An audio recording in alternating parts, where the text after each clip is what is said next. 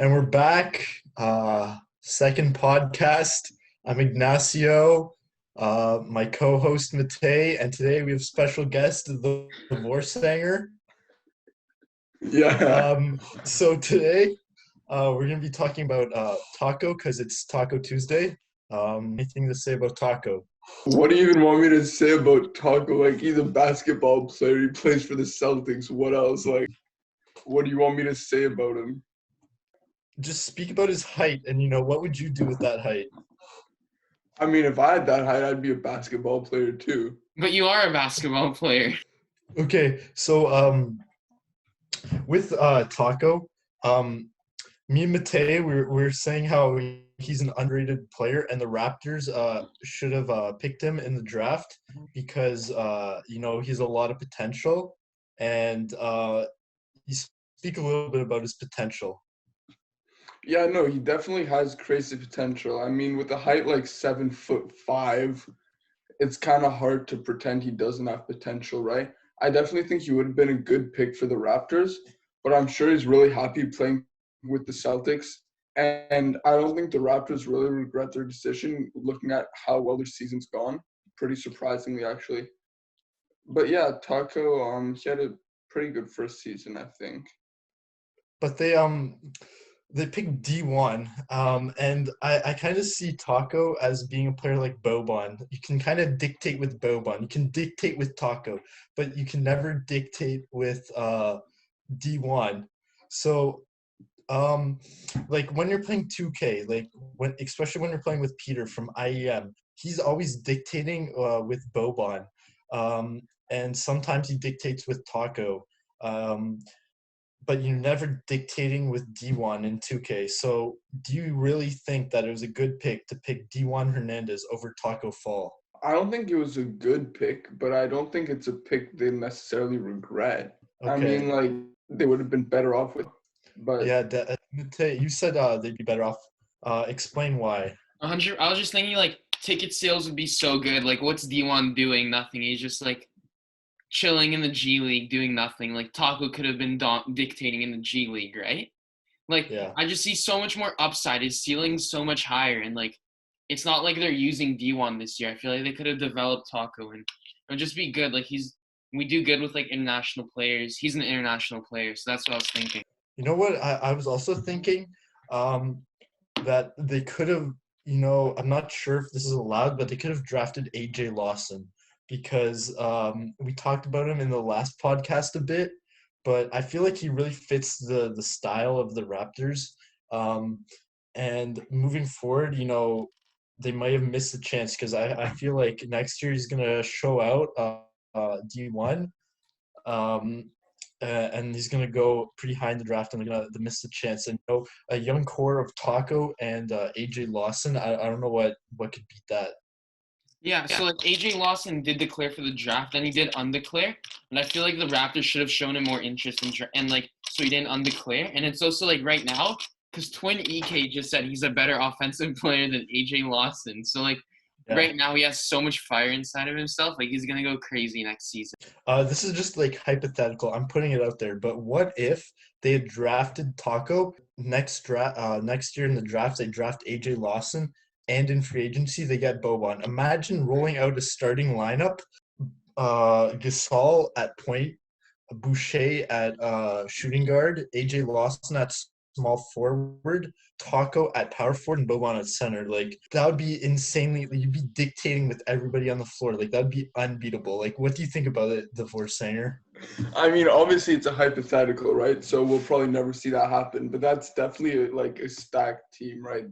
That's a team that would control the league. Yeah, and there'd be a young team. Gasol's not really young. Maybe you could trade him for – The others are still young. They definitely have room to like evolve and improve.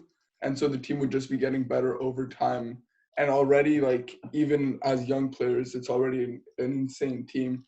So after, like, you can imagine after 2 or 3 years, them developing as players, improving, it would be insane. I don't know, like right now, like the more I talk about it, the more I think like maybe I should be hired as the next GM of the Raptors. Like I don't know what Masai's thinking, but like, why wouldn't he draft Taco?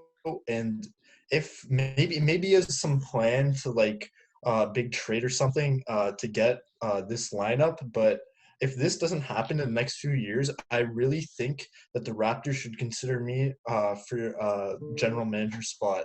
With that team, there's literally no flaws with that team.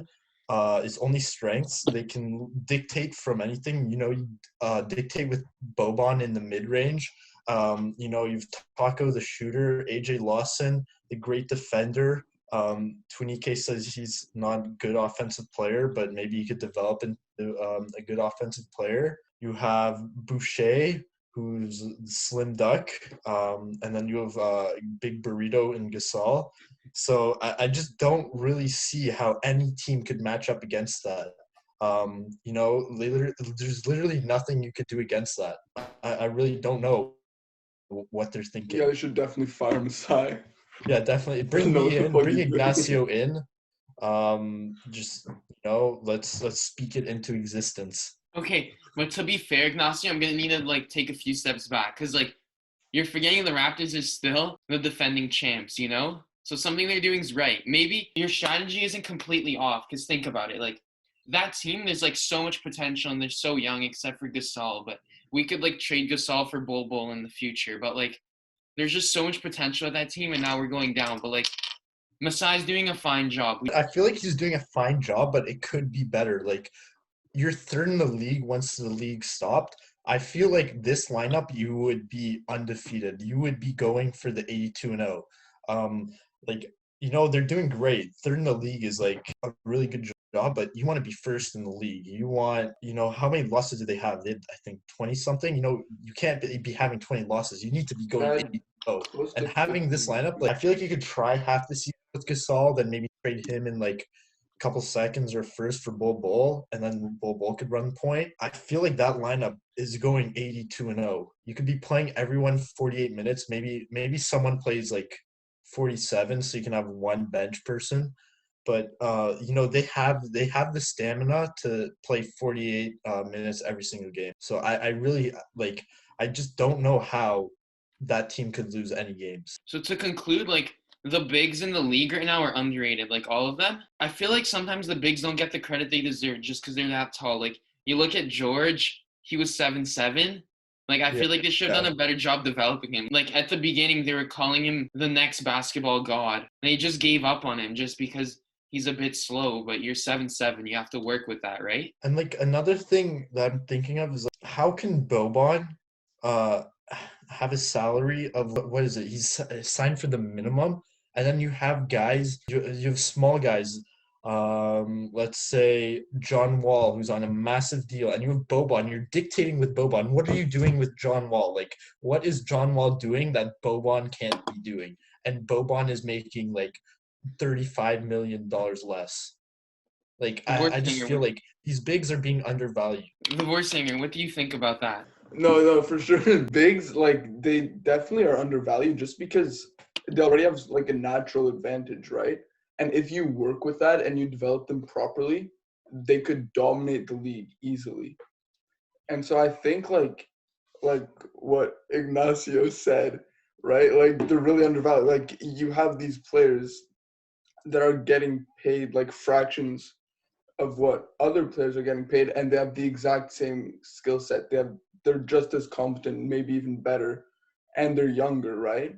So I think definitely there's a problem in the league with that, but I think Ignacio should be the GM of the Raptors next year.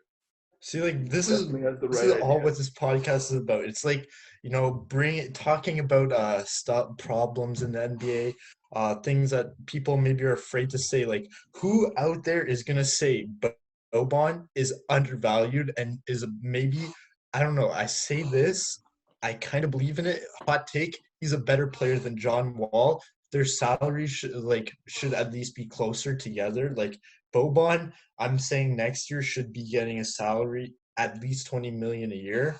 And I really don't see anyone else like pointing that out, but it's something that needs to be pointed out. I feel like Dallas could have won, maybe only if Dwight Powell came back, because Dwight Powell was really holding the team together, and they were doing really good.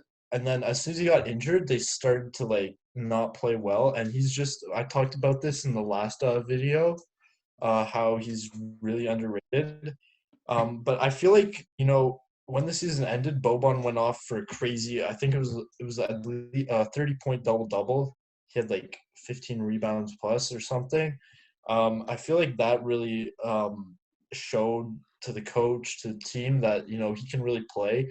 And I feel like he earned the starting position probably over Porzingis, because like I think Porzingis doesn't really deserve it. I feel like Boban does. And I feel like they're gonna make, if the season comes back and they play it, I feel like they'll put Boban in the starting lineup. They'll dictate with Boban and King Luka, and I feel like they'll go all the way in the playoffs, in the championship. So, what do you think? Because we're talking a lot about Boban in this interview. So, what do you think Boban's trade value is right now? Yeah, both of you can get a say. Just see what you guys are thinking. I'll let the Vorsanger go first. So I think his trade value should probably be around at least $7 million. Like just straight up cash. Like a team pays $7 million, and Yeah, straight up cash $7 million. I don't know. I feel like he should be at least 2 like lottery picks at the minimum, because I think after that last game he played, the demand for a player like him just really increased. Because like teams can just forget about every other game he's played, and they're just gonna remember him for that game. So I feel like not even 2 lottery picks. I feel like it should be probably 3 first-round picks, couple seconds, and maybe a star player. Like I don't know. You feel like that's a good trade? But Boban could literally become a Hall of Fame player if they utilize him right. So I don't know. I think it's worth the risk.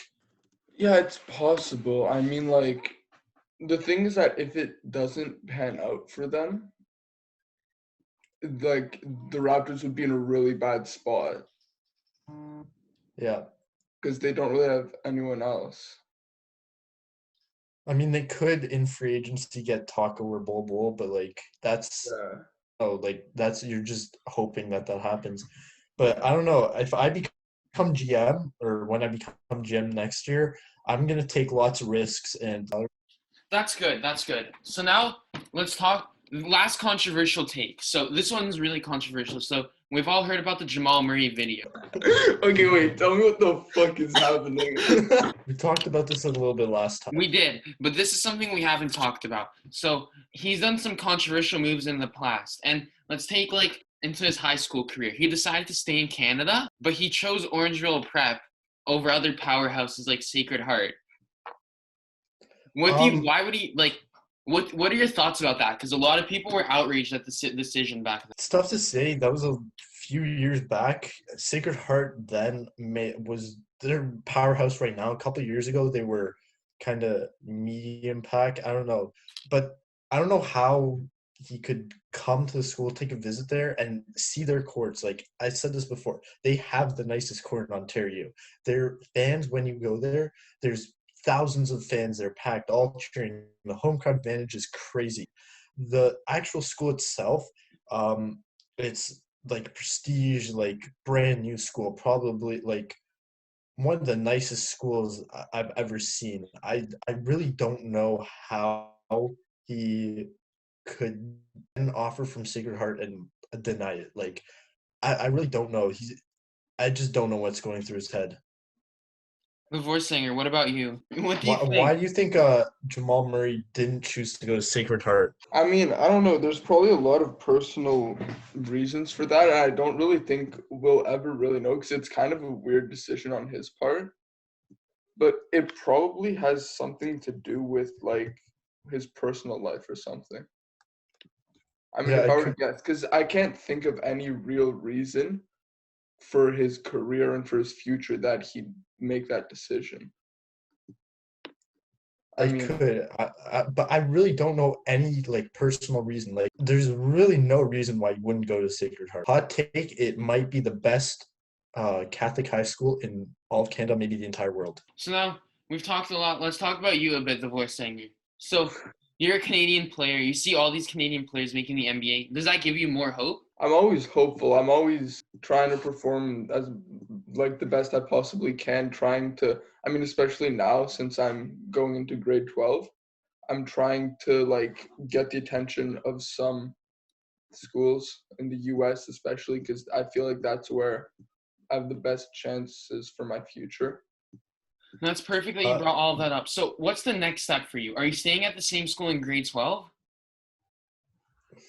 I think I'm staying at the same school, yeah, but I've been contacting some of the coaches for some of the teams in the US, and I'm waiting to hear back from some of them. Mm-hmm. um, Speaking of schools, where do you think you'll fit in best in a college or university? Like, what school do you think would have mutual interest? You'd have interest in them, and they'd have interest in you. So my top choice would be Duke. What about a choice such as WMU? Do you Oh, think WMU? It's a pretty big school. Do you think you'd be interested in going there? I mean, obviously it's an option, right? Like I'm always I'm always looking at as many options as possible, keeping my what's the word?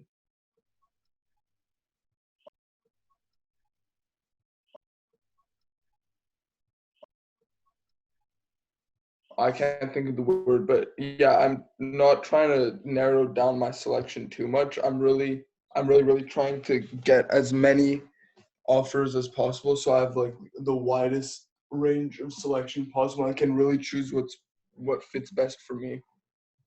Who's your Okay. coach right now? My coach right now, Mm-hmm.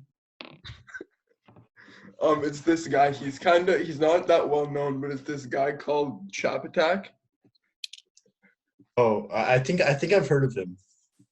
Yeah, he's really good. He kind of he's not very traditional. He's very forward thinking. He tries to think of new innovative ways to help me improve my playing. I said three get at you. Let's go. I'm smashing that at you. Would you consider him a role model? I mean I definitely look up to him. I don't know if I'd go so far as to consider him a role model, but he's definitely a huge inspiration to me and really helps me motivate myself to further my career. And what about the Oh, French coach, Mr. Juju? What has he done to help you? So he's worked alongside me for how long now? 2 years, I think. And I think that him and Shapatak working together have really been able to help me improve and help me achieve my dreams, really. have they helped you obtain the surge body? Like, has Shapatak really worked with you on getting that surge body? Because as a player, you know that having the surge body is essential to becoming a great player.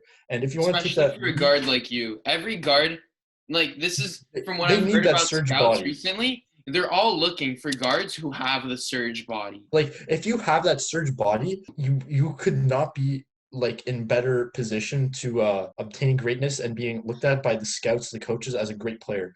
Like, you could not be playing basketball for that long. You could be not that great of a player if you have that surge body. That surge body, then you will. I just don't know how to describe it. Just be great. Yeah, you just go straight to the top. It's just instant success. Yeah. So, like, have you tried to get that surge body, or do you have that surge body already? I mean, it's sort of like an underlying goal of mine to try to achieve that. So it's always like in the back of my mind in all my training. So obviously there's my training, and then there's also on top of that I do as much as possible to try to achieve that. So it's kind of this ongoing goal that I've been working towards for the past couple years. Recently, people have been taking to social media, such as people like Aiden Sarnees, Mr. Sarnees, and they have been commenting that you are moving like AJ Lawson. Can you speak a bit on that? I mean, I take that as a compliment, honestly. AJ Yeah. Lawson, he's almost like a role model to me. I really look up to him as a player, and so it's really just motivating. And what do you think about Twin EK saying that he has a better offensive game than AJ Lawson when you just like there's videos of Twin EK dunking on a 9 foot rim and It's struggling seven to foot. make it happen. I'm sorry, 7 foot rim, and he's barely getting up there. He's shooting probably free throws and airballing and breaking. Like I don't know. I don't know how someone could come on my podcast. It's just getting me so fired up right now. How could you say something like, I am a better offensive player than AJ Lawson when you are clearly not? Like, I mean, I think it's clear he's just delusional. I I know. don't know who's been telling him these things, but he clearly had someone spreading lies and trying to convince him of these things that are like obviously not true. I mean, you can see in just the way he plays, he's just not that good.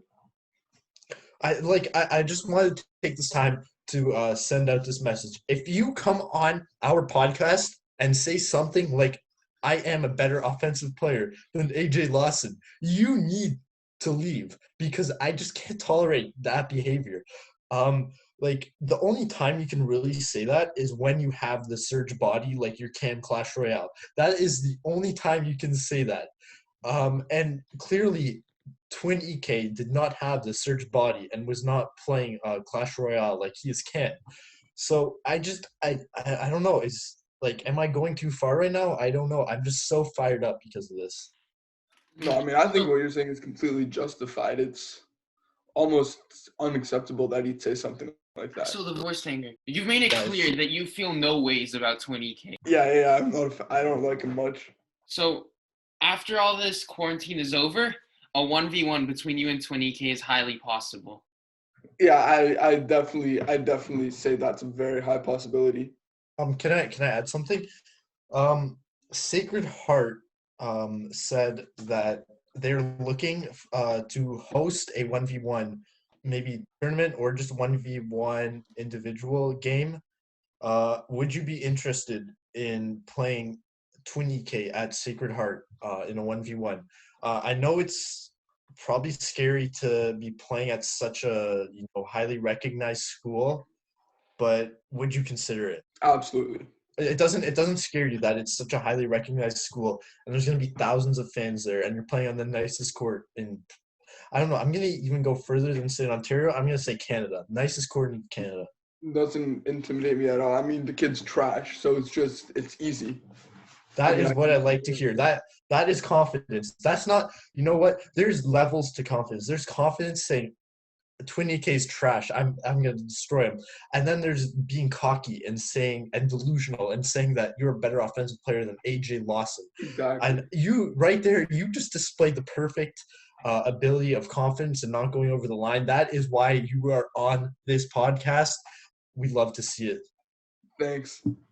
So I'm gonna have to go. Actually, I have class in like 5 minutes, 10 minutes or something. Okay. It was great having you. Thanks for having me on the podcast, guys. No It was problem. really a Next pleasure Mac to sit McClung. here and talk to you guys about NBA. Next time. Thanks so much, guys. Okay.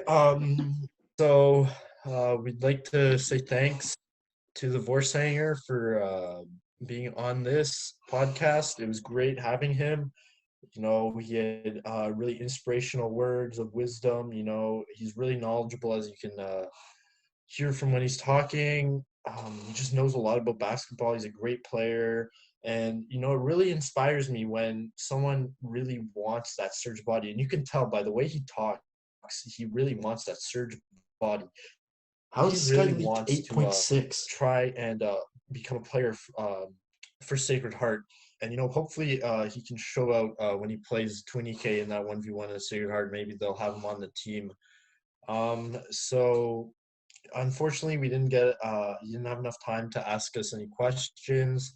But this is our second podcast, and thanks for watching.